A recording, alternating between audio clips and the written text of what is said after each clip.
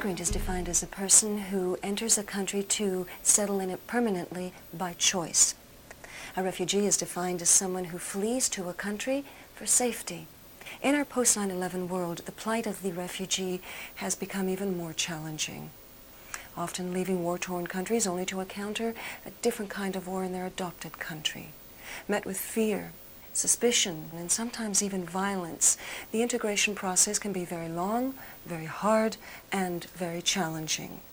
So when does this individual become an accepted citizen of their adopted country? When does an Algerian become a Frenchman, an Iraqi a Greek, or an Iranian a Canadian? And how does the media, economics, and even culture play into either the building or the tearing apart of this process? The thing that many people, they need to understand that immigrants, they have many skills and they can contribute. And the myth about this is those immigrants, they can come and take. And actually, Canada has been built by immigrants. They were just different immigrants. I left Afghanistan in '92 after the civil war erupted in the capital city.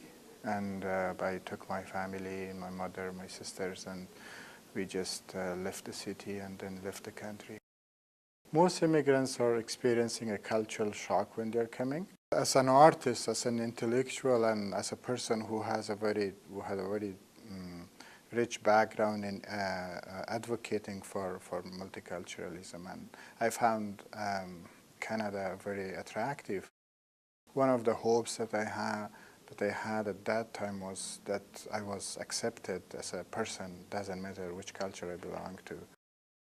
You know, it's very hard, it was for me when I leave my country, you know. But we have no choice. My brothers, they leave because they were soldiers. And hard when I leave, you know. More hard it was for me when I stay in Turkey, 25 days. It was like 25 years. Me and 24 person. We sit in the small fishing boat. It was too hard, you know, and winter time. 7 of January 7, winter time and cold, you know. We go in the Greek, it's illegal, something normal when, you know, this thing happened. We stay in jail almost 1 month. Then we go to by boat, big boat, and to Greek, to Athena.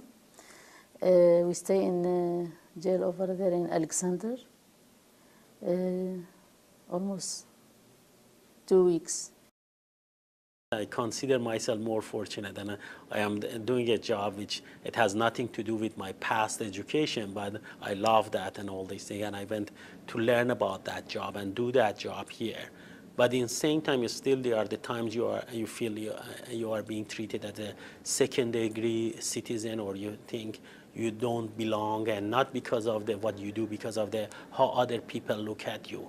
And being 16 years in Canada, being a Canadian citizen, a proud Canadian citizen, but sometimes you feel other people still look at you as a refugee. I think for my children, I hope there are the certain values I hope they're going to keep, and again come from the Iranian or French or Canadian background. I think one of my hope is they're proud of who they are, and they can define who they are, not other people define for them who they are.